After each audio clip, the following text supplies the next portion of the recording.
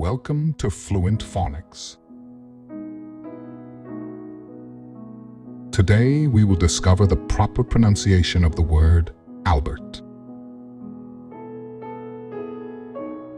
Albert. Albert. Albert.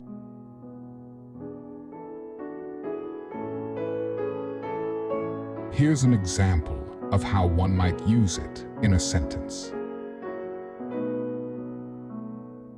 Albert is a renowned physicist known for his theory of relativity.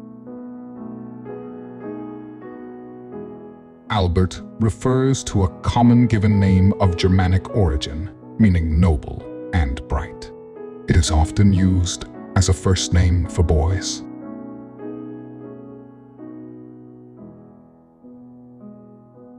Thank you for your time.